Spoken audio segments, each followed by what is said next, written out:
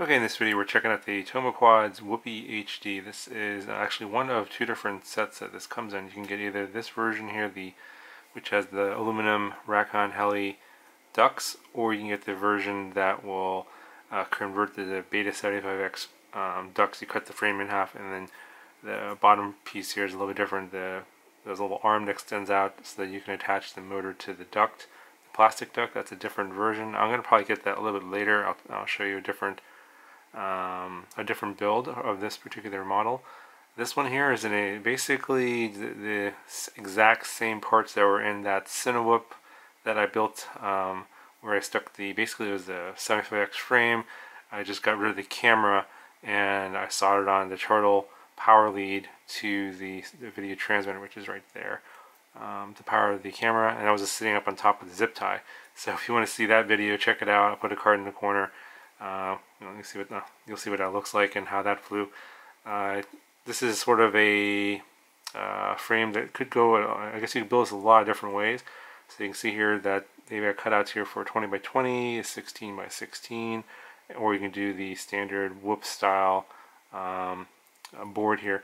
In this particular case, it's a 75X whoop board, and the wires and everything just moved over really easily. It didn't take very long at all to put this together. And the only thing that was missing were these 2mm M2 standoffs that the flight controller is actually attached to. So you can see right there, that's actually raised up above the carbon fiber.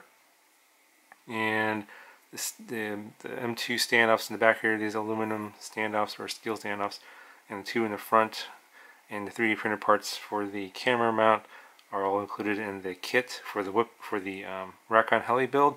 But you have to buy these ducts separately. So the frame kit, which is the top plate and bottom plate and the standoffs and screws and 3D printer parts, is like $22, I believe.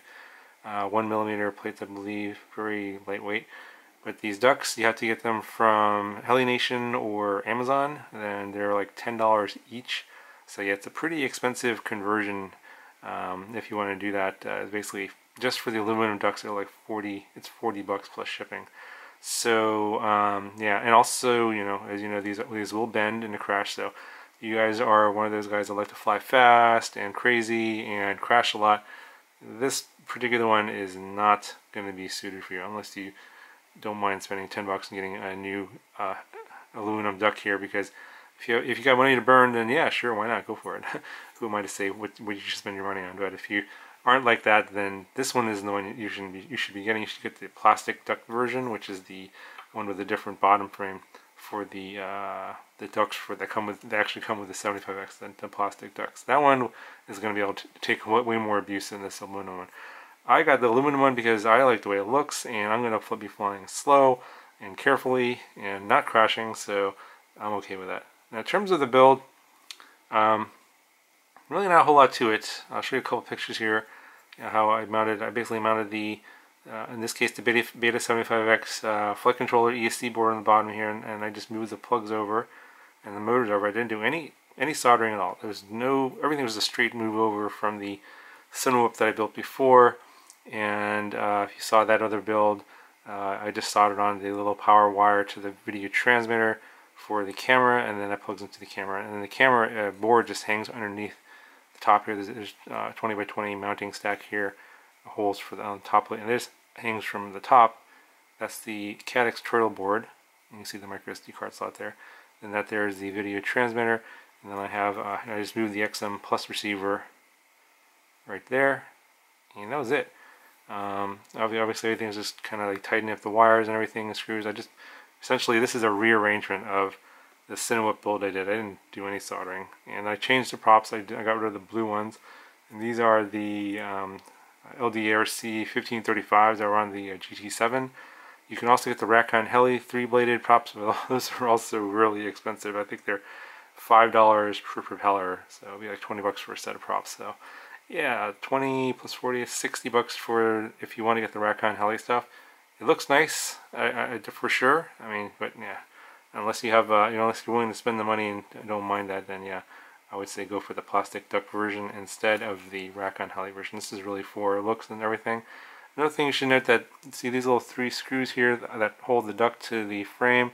Make sure you Loctite those because the vibrations will eventually make those loose, and then you'll end up losing them somewhere. So after every flight, I actually check this and make sure that they don't get lost, because I don't have any spares, and no spares of these screws were included with the duck. So it's another downside of going the pretty route here, but of course, you know, if you want to do that, then that's the risk you have to take. But anyway, let's see here. The final weight of this was 58 grams.